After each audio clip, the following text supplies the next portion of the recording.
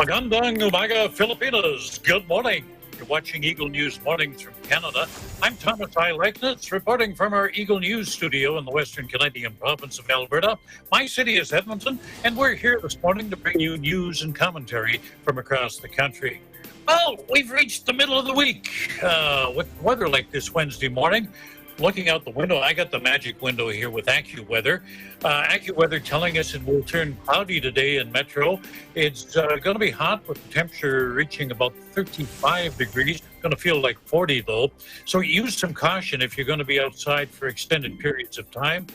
Thunder shower expected in Manila this afternoon. Another thunder shower maybe this evening. Currently, we've got a few clouds, 29 degrees with a real feel of 34.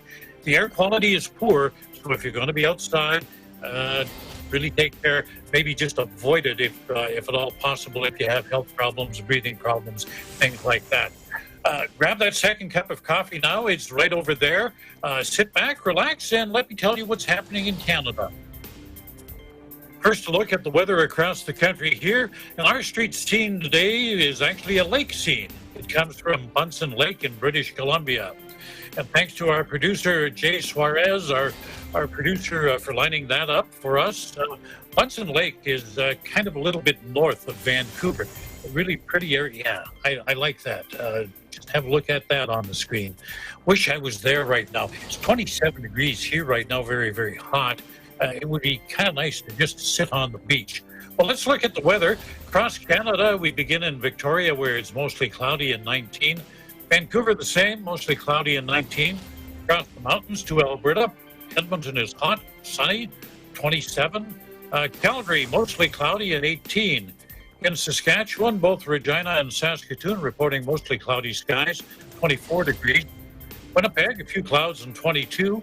Toronto, it's cooled down quite considerably there from yesterday, mostly cloudy and only got up to 19 today. But we go north to Ottawa, the nation's capital, still pretty hot, cloud 29, and they're expecting some rain a little bit later on. Montreal, also very hot, thunder showers there, had some light rain, and 31 degrees. Now, we go east to the Atlantic provinces. In Atlantic Canada, that heat wave is still there. 32 degrees with sunshine in Fredericton. Halifax, partly sunny and 26. St. John's, Newfoundland, well, they're all the way up to 25 degrees and mostly sunny skies. Let's look at our weather. Here are some of the stories we're following today. A new poll of Chinese Canadians reveals their experiences with racism during COVID-19. Canada has to look at the way it is taking care of its elderly and what the future for that will look like. And what are people naming their kids today? Well, we'll have a look at some of the most popular names in Alberta, and we got a whole lot more to tell you about during the show. First of all, I want to talk about something called the shadow pandemic. The shadow pandemic. You know, the COVID-19 virus doesn't discriminate when it infects people. But that outbreak has brought another kind of virus to the doorsteps of some Canadians, and that virus does discriminate. Its name is racism. People of Chinese descent and other East Asian countries are affected. In my country, there have been assaults, verbal threats, graffiti, and worse, all since the pandemic was declared. And, you know, the problem isn't helped any when you got a world leader who stands on the stage during a weekend campaign rally and starts making derogatory remarks about the origin of COVID-19. It's kind of like wandering around a burning house with a can of gasoline. Well, there's a new public opinion poll out on the issue. This one's different from the other ones conducted on racism that you've heard about over the last few weeks. This one was done by the nonprofit Angus Reid Institute in partnership with the University of Alberta. And it reveals the emotions, the experiences of people who are directly affected. The poll surveyed more than 500 Canadians of Chinese descent. And here are some of the findings. Half of those asked report being called names or insulted as a direct result of the pandemic. 43% say they've been threatened or intimidated. 3 out of 10 say they were frequently exposed to racist graffiti or messaging on social media. 29% say they've been made to feel as though they posed a threat to the health and safety of others. The news media also a target, two-thirds of those saying they feel the coverage of the pandemic in North America has led to negative views of people of Chinese and Asian descent. And when school starts this fall, just over half fear that their children will be bullied as a result of the outbreak. A majority say they believe Canadians in general blame people of Chinese ethnicity for COVID-19. Not really a proud moment for my country.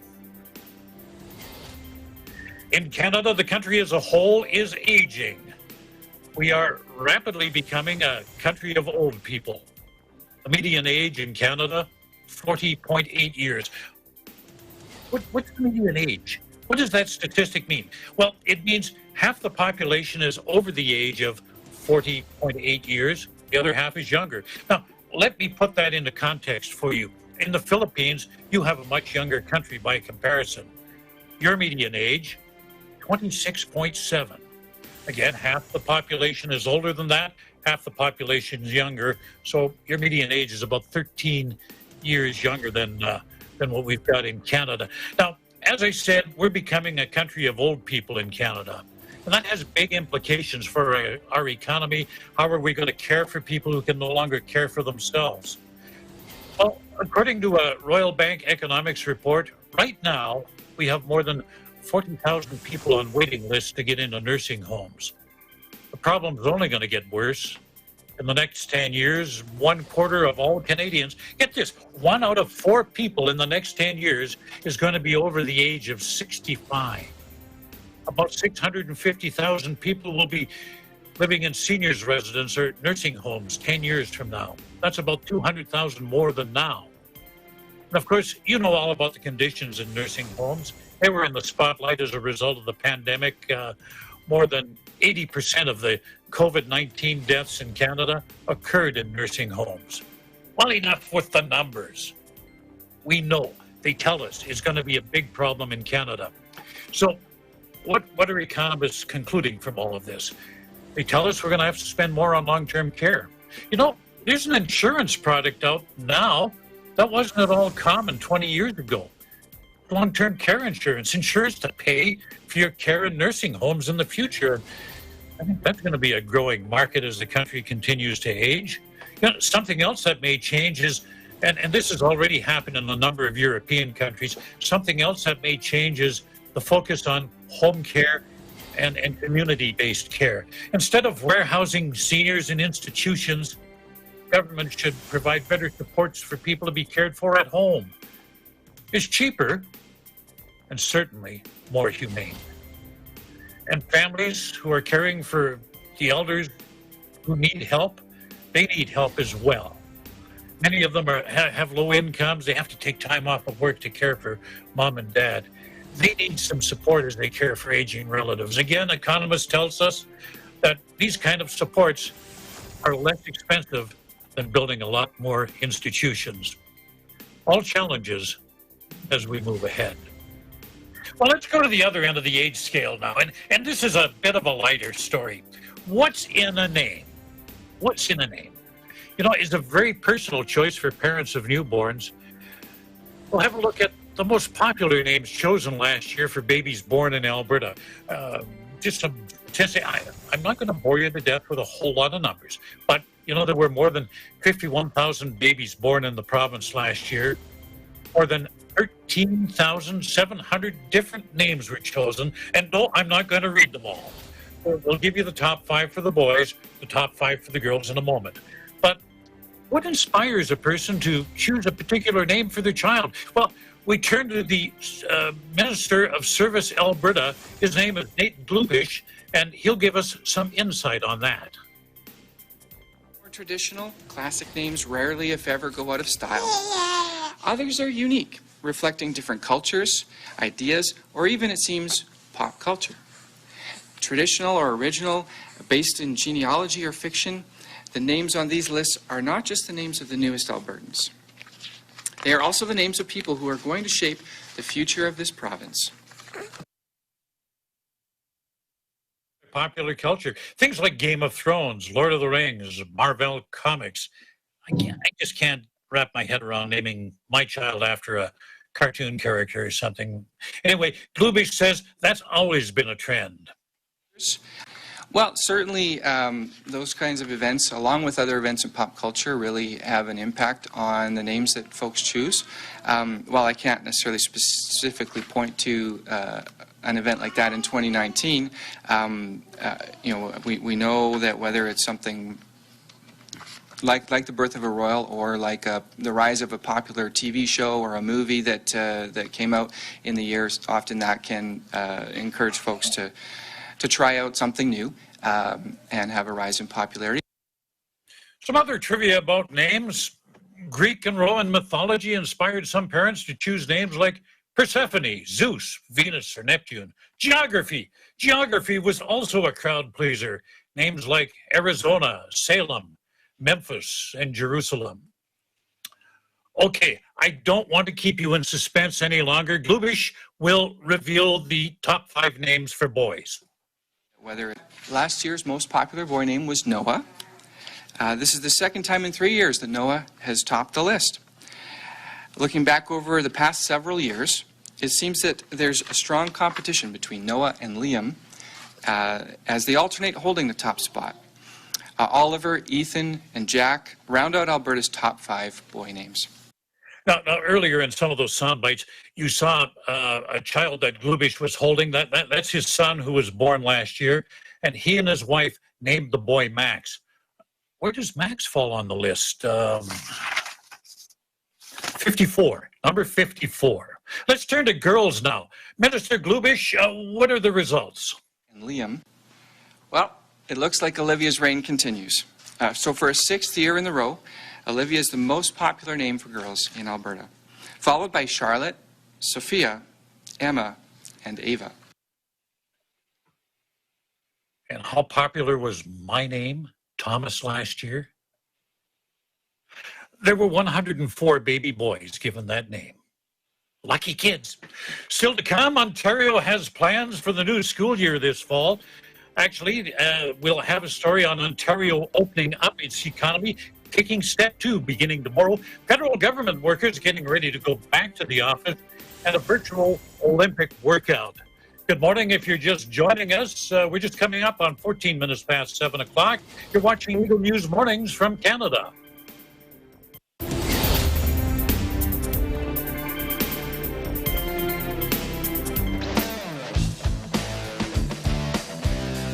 Patindi ng patindi at tuloy-tuloy ang pagpapakita ng galing ng ating mga TNG aspirants. You're just too good to be true. Open up, you came to get it wrong with a name, I should have drunk you back when I was a child. Abangan ng kanilang performances sa pinakamalaking talent competition sa buong bansa, Tagisan ng Galing.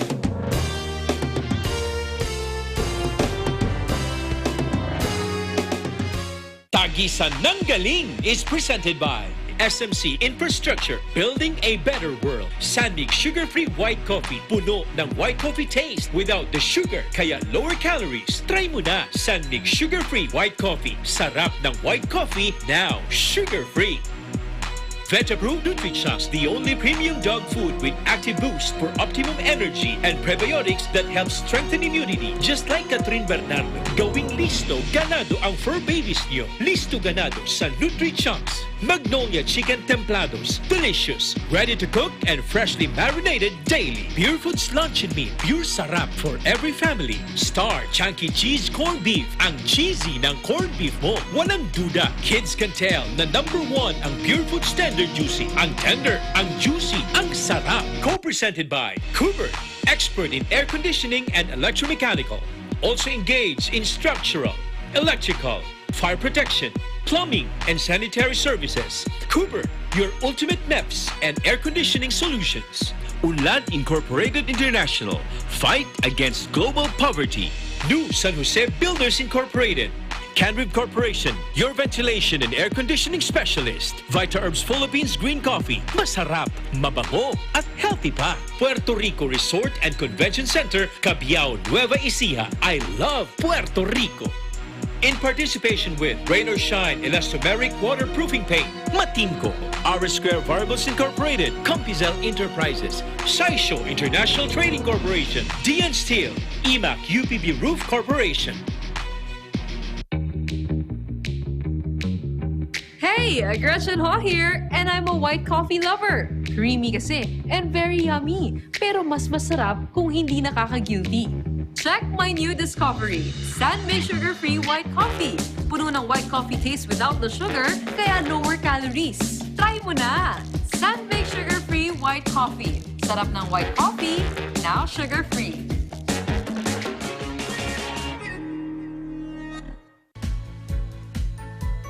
The Bulacan Bulk Water Project is a treatment facility that will provide bulk water to the 24 municipalities of Bulacan to meet the increasing water demand of its residents. Through concessionaire, SMC Infrastructure also initiated the significant improvements of the Manila North Harbor Port, the country's busiest port. Listo at ganado ang baby ko sa vet-approved Nutri-Chunks with active boost and prebiotics na pampalisto. Made with real meat, with essential nutrients to help them grow healthy and happy. Listo, ganado sa Nutri-Chunks. Ikaw lang ang star ng buhay ko. Para sa akin, perfect ka. Ibang klase ang sarap ng corned beef mo. Ang cheesy ng corned beef mo. Pag Star Chunky Cheese Corned Beef, sarap ng corned beef, inangat pa ng real cheese cubes. Kaya perfect ang sarap. Star Chunky Cheese Corned Beef.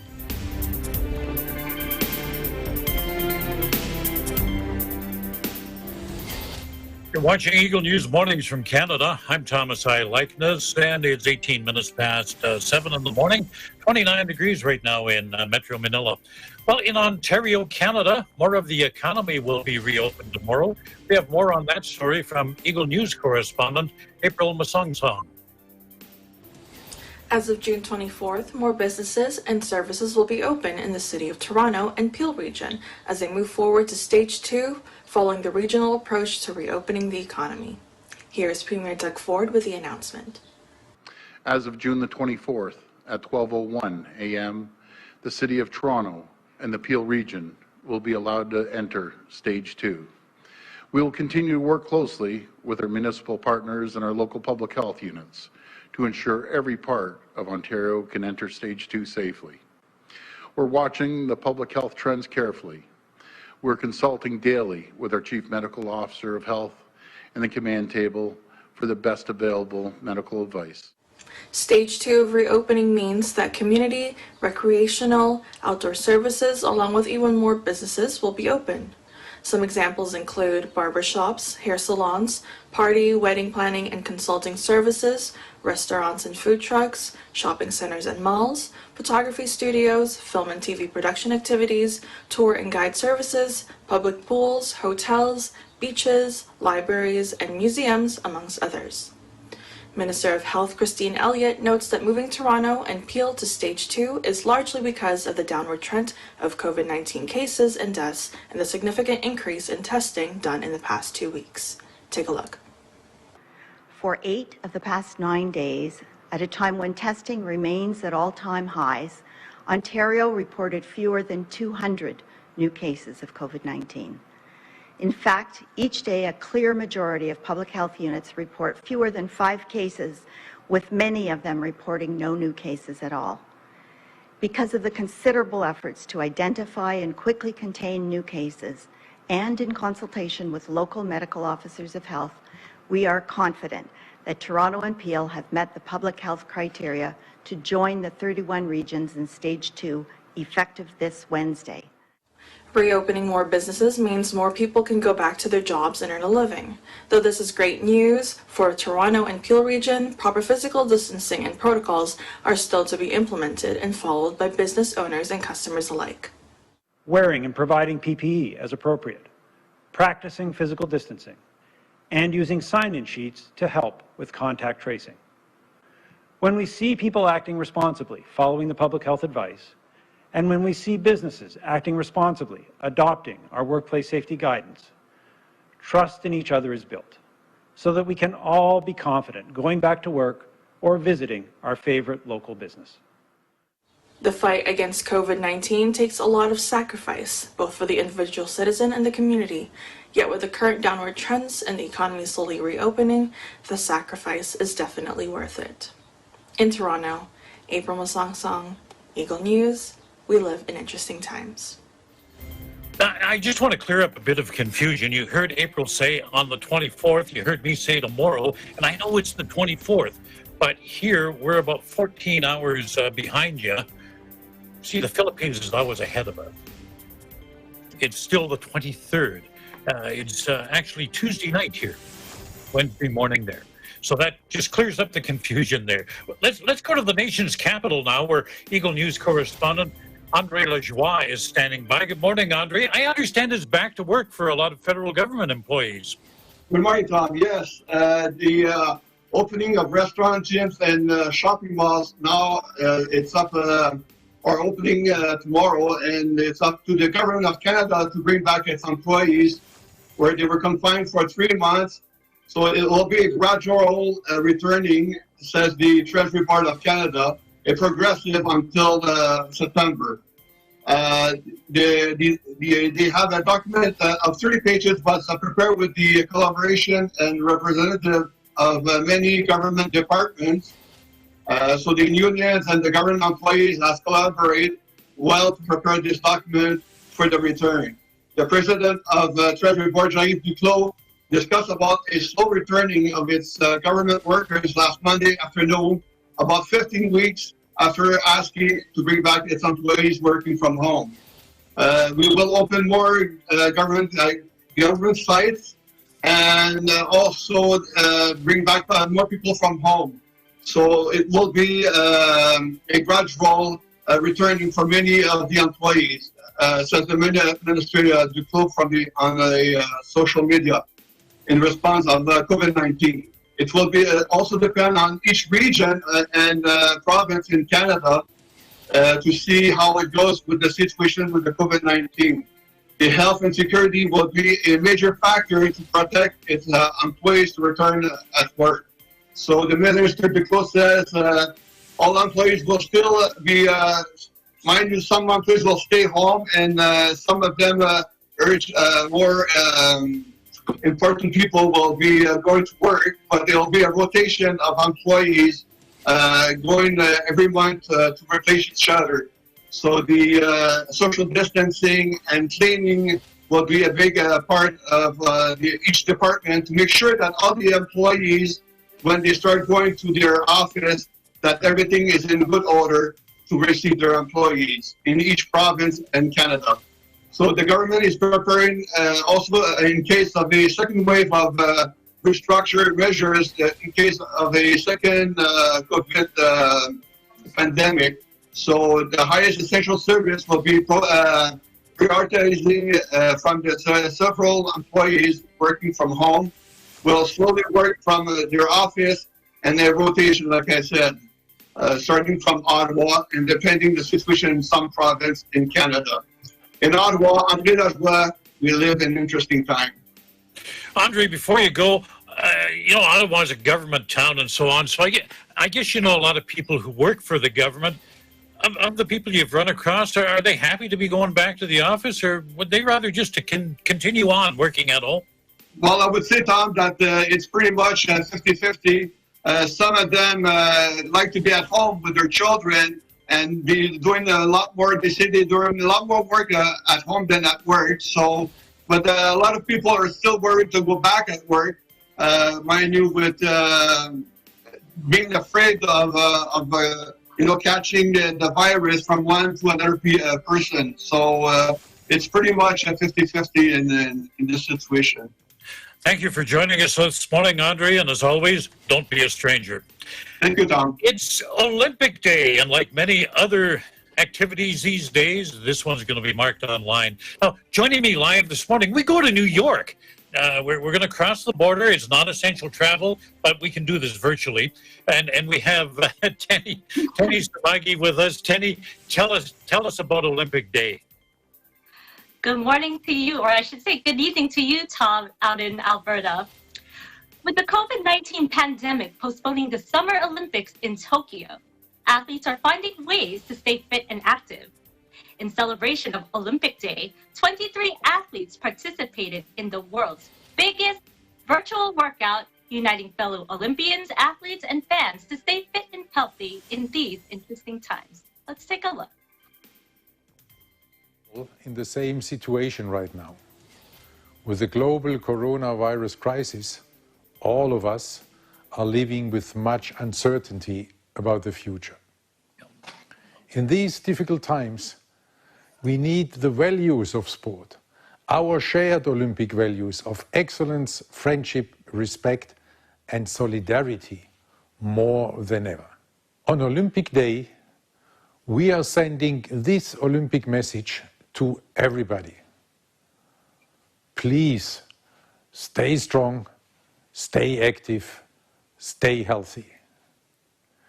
In this Olympic spirit, I wish you all a wonderful Olympic Day 2020.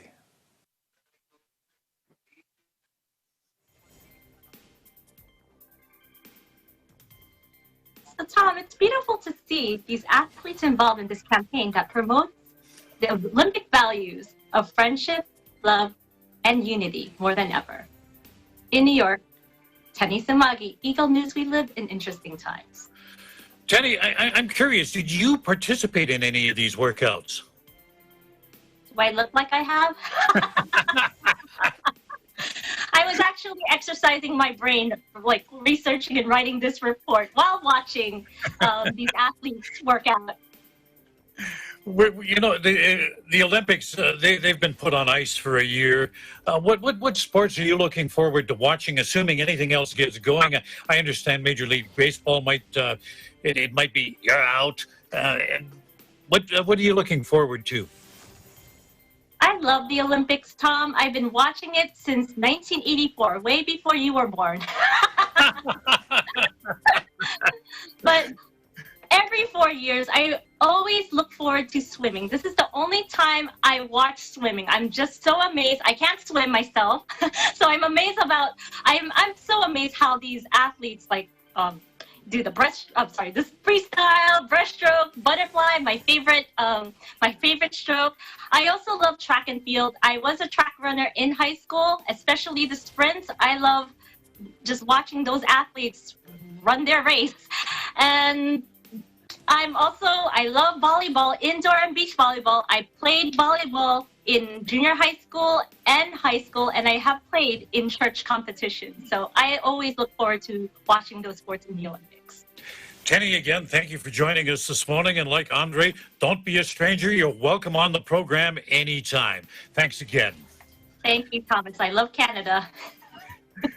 There's always variety on EBC. You know, it's the place to turn to when you're looking for wholesome and entertaining programs. I'm talking about programs like Digital Nest Home Edition.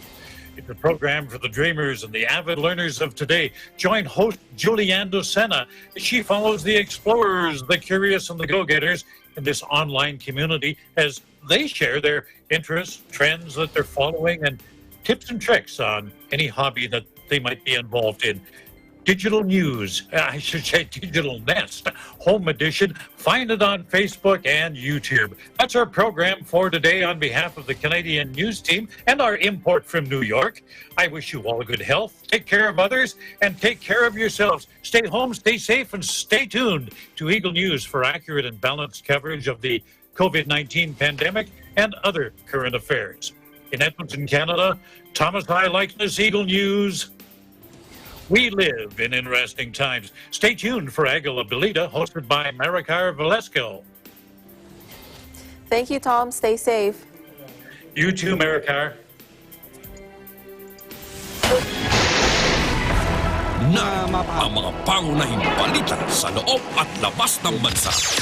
Tinagid at kinalap ng Agila News Team. Agila Balita.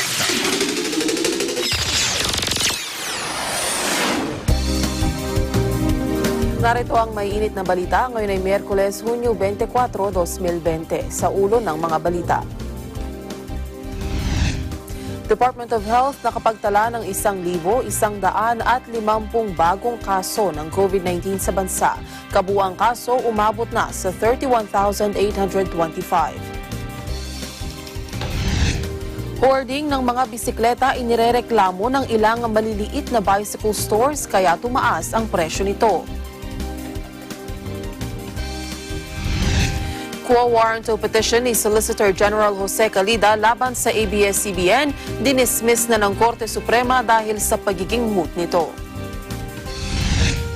Sa balitang pulis, isang Indonesian national na umano'y sangkot sa pagkidnap sa 2 Chinese nationals sa Makati City na aresto ng PNP Anti-Kidnapping Group.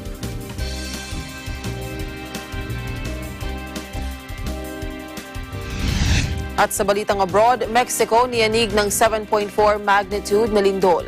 2 katao na ang patay. Ako ang inyong magiging tagapaghatid balita. Ako po si Maricar Velasco. Sa detalye ng mga balita, nakapagtala ang Department of Health ng 1,150 bagong kaso ng COVID-19 sa bansa. Dahil dito, umakyat na sa 31,825 ang kabuang bilang ng COVID-19 cases na naitala sa bansa. Sa naitalang bagong kaso, 789 ang fresh cases habang 361 naman ang late cases. Sa mga fresh cases na ito, 207 ang mula sa National Capital Region, 288 sa Region 7 at 294 naman ay mula sa iba pang lugar sa bansa. Sa mga late cases naman, ang 110 ay mula sa NCR, 32 mula sa Region 7 at 290 naman sa iba pang lugar sa bansa. May naitala namang 299 na naka-recover mula sa sakit. Dahil dito, umakyat na sa 8,442 ang bilang ng mga pasyenteng gumaling mula sa virus. May 9 namang naitalang bagong nasawi dahil sa COVID-19. Kaya sa ngayon, umabot na sa 1,186 ang kabuang bilang ng nasawi sa bansa dahil sa COVID-19.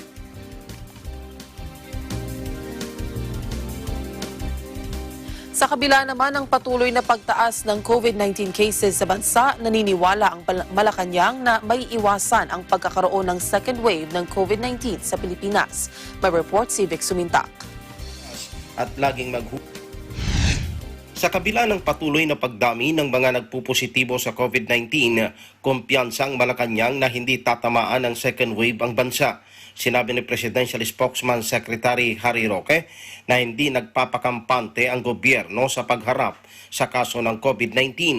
Ayon kay Roque, sa pinakahuling pulong ng Interagency Task Force o IATF, nagkaroon ng recalibration ng mga pinatutupad na quarantine protocol kung saan lahat ng panig ng bansa ay nasa ilalim pa rin ng community quarantine at hindi muna magpapatupad ng tinatawag na new normal.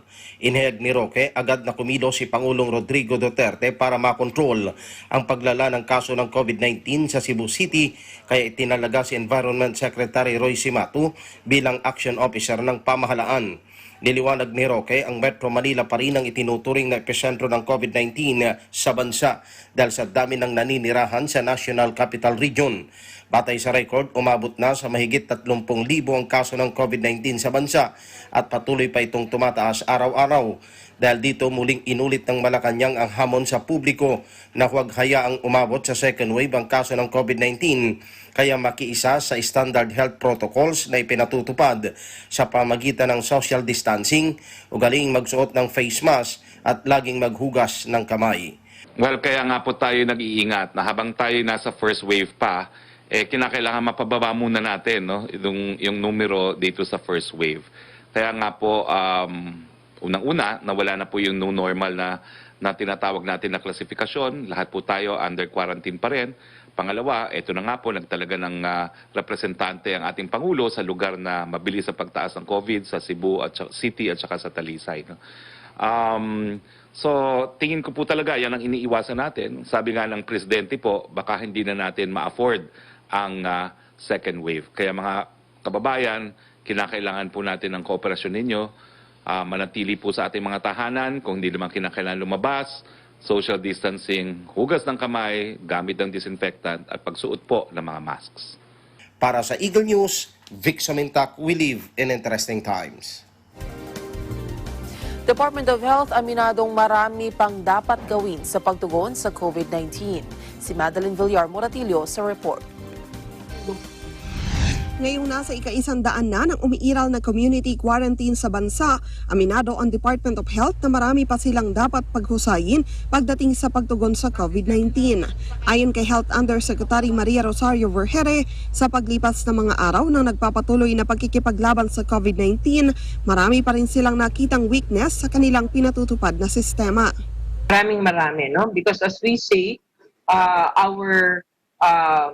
the virus, no, at saka yung mga nangyayari is evolving, no? So per day nagbabago. So pwedeng may protocol kami ngayon, bukas na bago na siya kasi may bagong ebidensyang lumabas.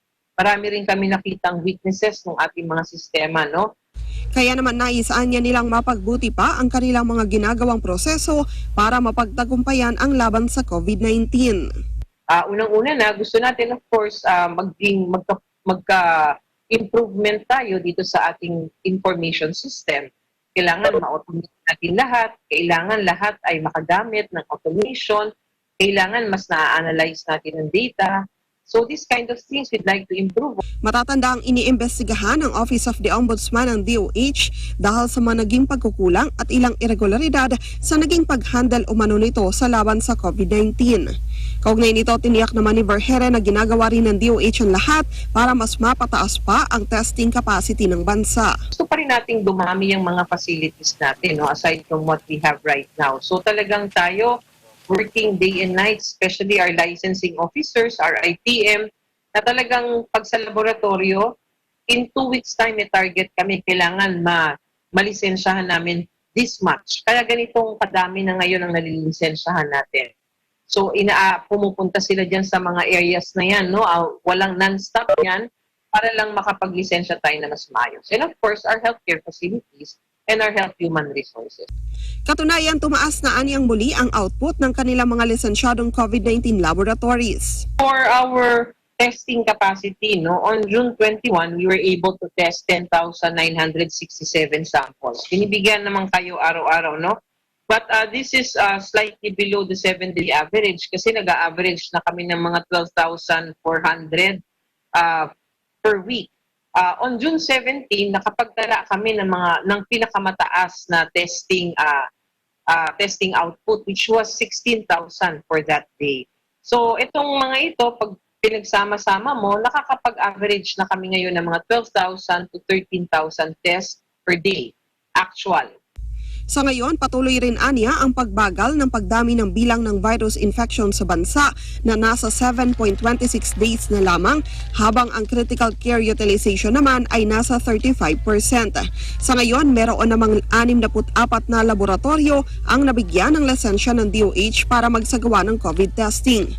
Ang 47 rito ay para sa RT-PCR testing, habang 17 naman ang gene expert laboratories.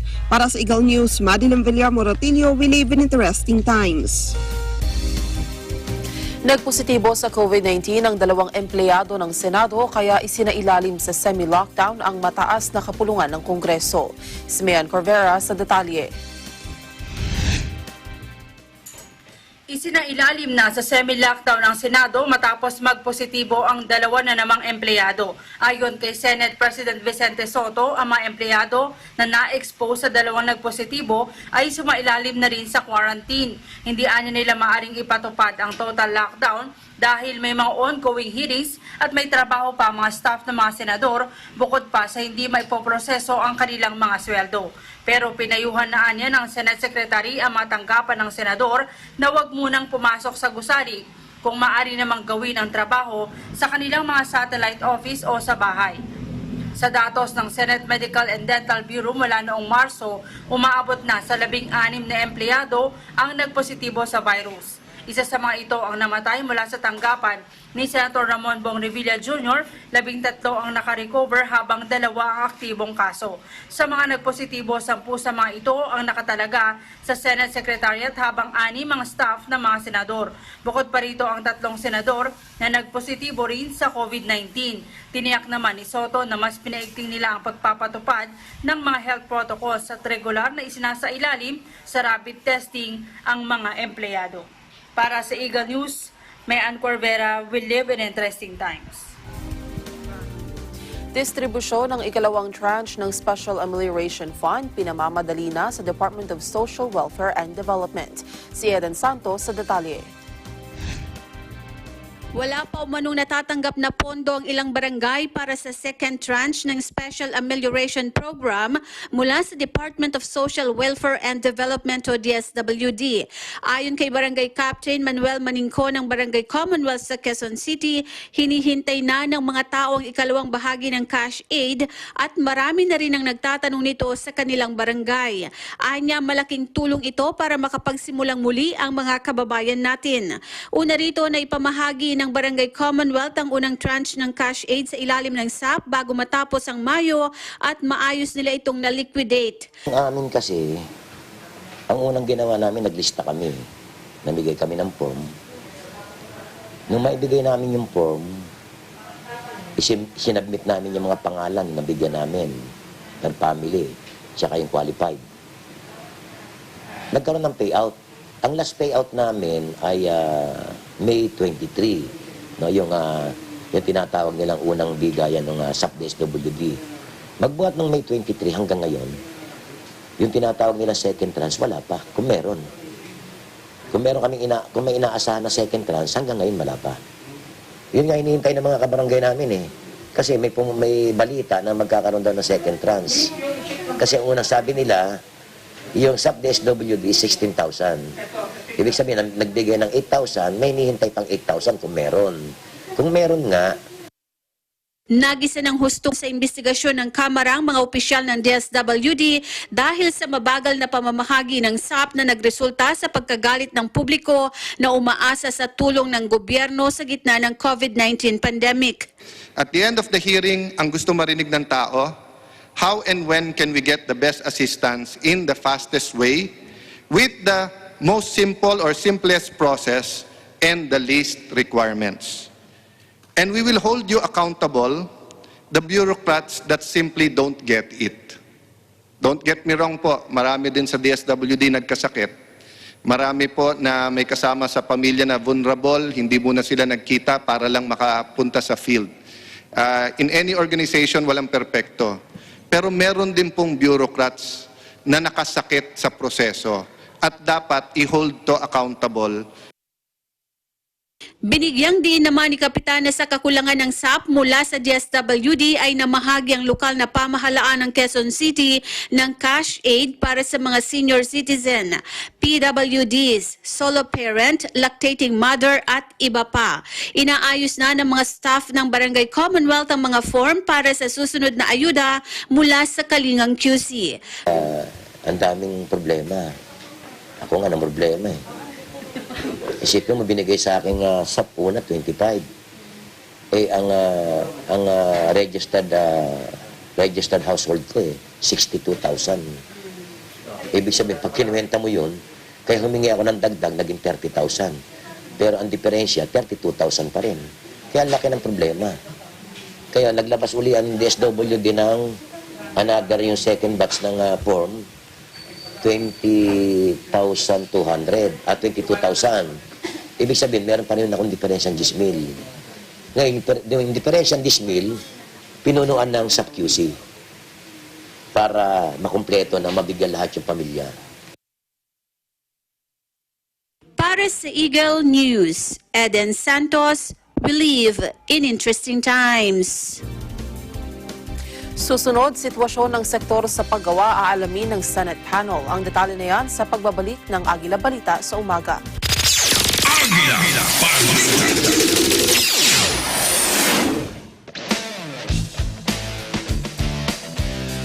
Patindi ng patindi at tuloy-tuloy ang pagpapakita ng galing ng ating mga TNG aspirants. You're just too good to be true. Open up, you came to get it broke with a dame and shit it broke you back. When I was a child. Abangan ang kanilang performances sa pinakamalaking talent competition sa buong bansa, Tagisan ng Galing.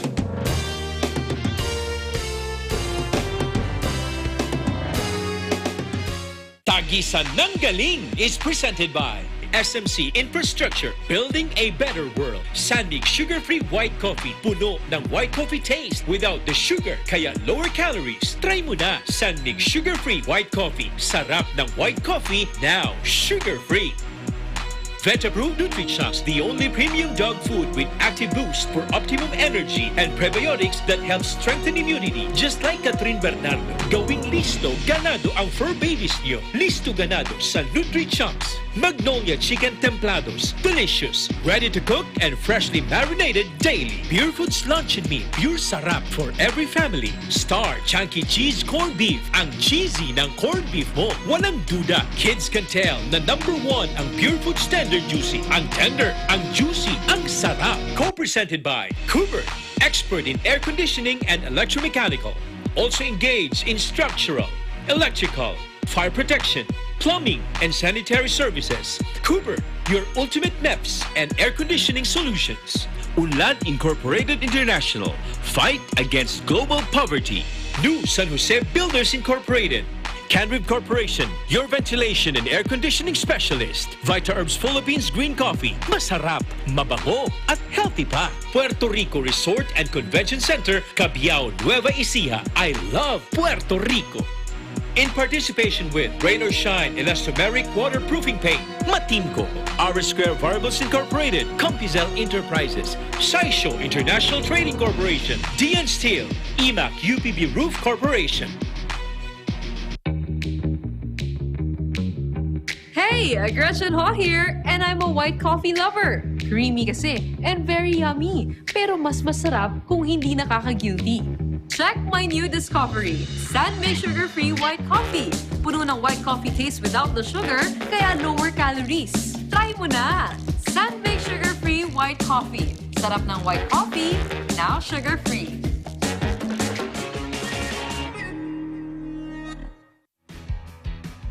The successful development of TPLEX, or Tarlac Pangasinan La Union Expressway in 2009, a 4-lane toll road that extends from Tarlac City to Rosario La Union, with an additional approved extension of 56 kilometers all the way to San Juan La Union.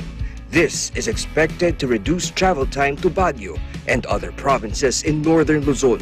Realizing the vision of creating a better world for Filipinos fueled the team's focus. Listo at ganado ang baby ko sa vet-approved Nutri-Chunks with active boost and prebiotics na pampalisto. Made with real meat, with essential nutrients to help them grow healthy and happy. Listo, ganado sa Nutri-Chunks. Ikaw lang ang star ng buhay ko. Para sa akin, perfect ka. Ang cheesy ng corned beef mo. Pag Star Chunky Cheese Corned Beef, sarap ng corned beef, inangat pa ng real cheese cubes. Star Chunky Cheese Corned Beef.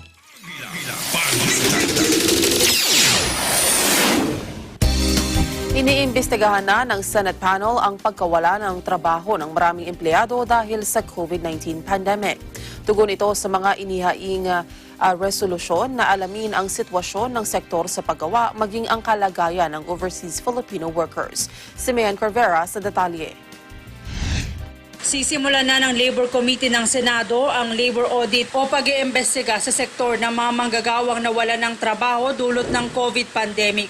Batay ito sa mga nakapending na 7 resolusyon at 5 panukalang batas na humihiling na tignan ang tunay na sitwasyon ng labor sector, lalo na ang mga overseas Filipino workers. Ayon kay Senator Joel Villanueva, chairman ng komite, patuloy kasi silang nakakatanggap ng reklamo lalo na sa mga OFWs na namumulot ng pagkain sa ibang bansa para mabuhay habang hinihintay na ma-repatriate pabalik ng Pilipinas.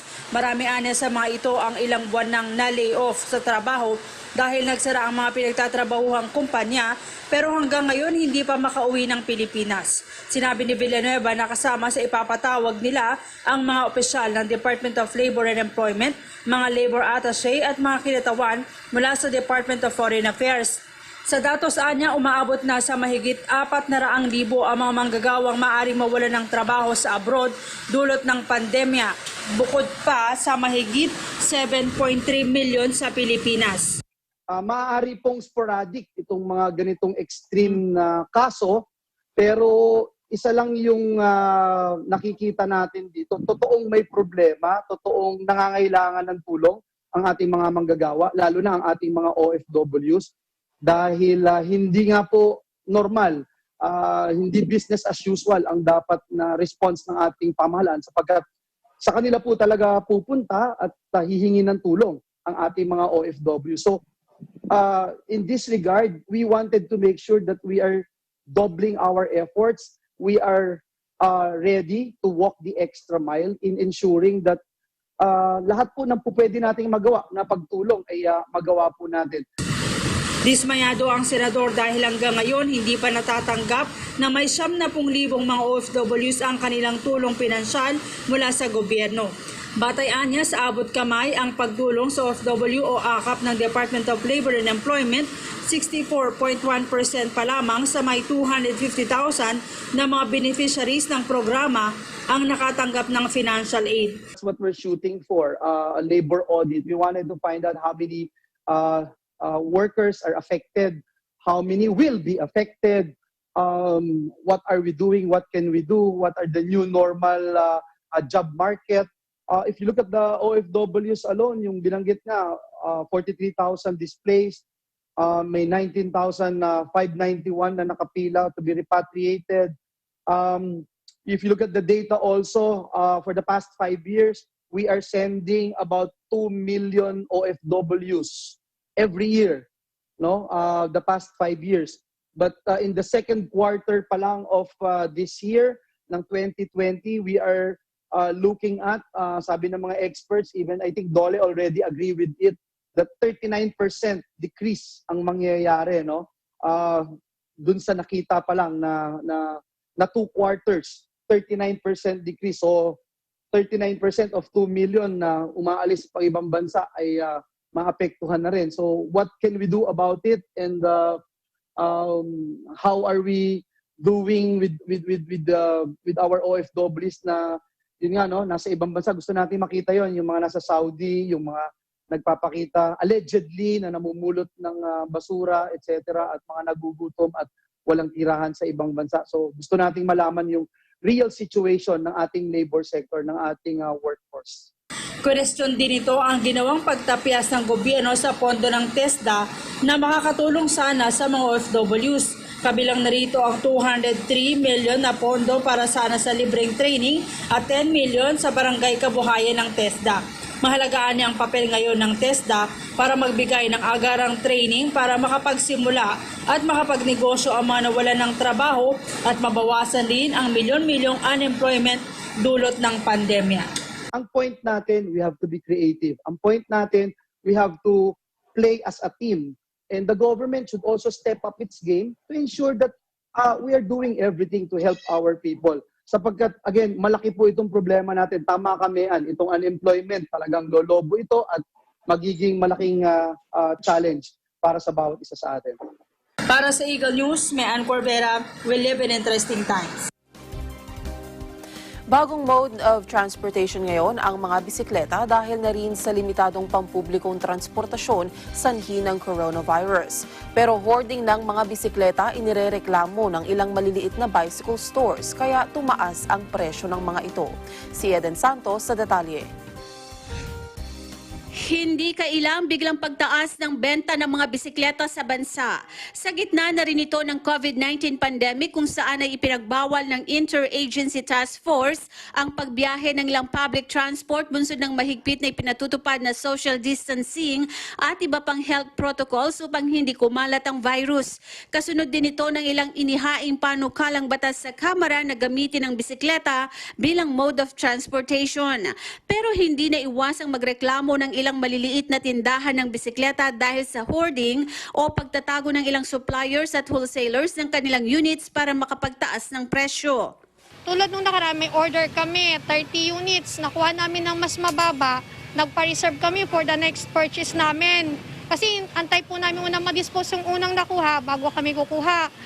Nag-additional po sila ng 500 tapos hindi po binigay sa amin yung stocks kasi may kumuha pong mas mataas ang binigay na price. Kaya hindi kami nakakuha. Kaya yun na po ang medyo nakakadismaya sa ngayon sa mga suppliers na parang binibid po nila na kung sino pong makakapagbigay ng mas mataas na price, doon po ang makakakuha ng bike na yun. Hindi po kami. Kaya kaming maliliit na mga tindahan, kawawa po talaga. Kasi syempre, ang iba po kasi malalaking tindahan, talagang by container po kasi sila kumukuha eh.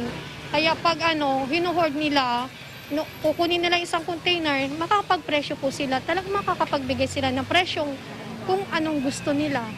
Aminado rin ito na nagtaas ang presyo ng mga bike bunsod na rin ang pagiging in-demand nito sa panahon ng COVID-19 kumpara noong wala pang pandemya. Ang problema lang po namin yung stocks lang po. Kasi medyo may kataasan din po talaga yung presyo ng bike sa ngayon. From the wholesalers po, papunta po sa amin. Nung walang pandemic, medyo mababa ang presyo ng mga pyesa, mga bike. Pero ngayon, medyo tumaas ng kaunti. Isa si Eddie Isip sa mga mahilig sa bike bago pa man ang COVID-19. Anya, malaking tulong ito lalo't kulang ang mga pampublikong sasakyan. Bukod pa sa enjoy magbisikleta ay nakakapag-exercise na rin siya. Talagang siya. Napakahalaga. Lalo na ngayon, walang mga transpo na bumibiyahe. So napakaganda ang bike. Bukod na sa nakakatipid ka sa pamasahe, ay pag-exercise ka pa, nag-enjoy ka pa. Nanawagan ng mga ito sa gobyerno na sana ay siyasatin ang supply at presyo ng bisikleta sa bansa upang mapigilan ang pananamantala ng ilang tiwaling negosyante. Ang presyo ng bisikleta ay naglalaro sa mahigit 2,000 pesos hanggang 30,000 pesos depende sa klase at brand nito. Mas mahal naman kung magpapa-assemble at ikaw mismo ang pipili ng mga piyesa nito. Para sa Eagle News, Eden Santos, we live in interesting times. Dinismiss ng Korte Suprema ang quo warranto petition ni Solicitor General Jose Calida laban sa ABS-CBN. Ito ay dahil sa pagiging moot nito o kaya naman ay natapos na ang prangkisa ng media network nitong May 4. Pero nananatili ang kaso laban sa ABS-CBN Convergence. Si Moira Encina sa detalye. Ibinasura ng Korte Suprema ang inihaing quo warranto petition ng Office of the Solicitor General laban sa ABS-CBN Corporation. Ayon kay Supreme Court spokesperson Attorney Brian Kitosaka, kinumpirma ni Chief Justice Josado Peralta na dinismiss ng mga maestrado sa kanilang en banc session ang petisyon ng OSG laban sa Broadcasting Network dahil sa pagiging moot. Ito ay dahil sa nagtapos na ang prangkisa ng ABS-CBN noong May 4. Sa petisyon ng OSG, hiniling ng Supreme Court na ipawalang bisa ang legislative franchise ng ABS-CBN Corporation dahil sa mga sinasabing paglabag sa mga kondisyon sa prangkisa at pag-abuso sa ligang batas. Ilan sa mga ito ang issue ng foreign ownership at illegal na pay-per-view channel. Naman sinabi ni Osaka na nakabimbing pa rin sa SC ang quo warranto petition laban naman sa ABS-CBN Convergence Incorporated. Ang quo warranto case ay inihain ng OSG noong Pebrero. Sinabi ni Solicitor General Jose Calida na inihain nilang petisyon dahil sa nais nila na tuldukan ang mga nadiscover nilang highly abusive practices ng ABS-CBN na ilang taon nang hindi inaksyonan at ipinagwalang bahala. Para sa Eagle News, Moira Encina, we live in interesting times.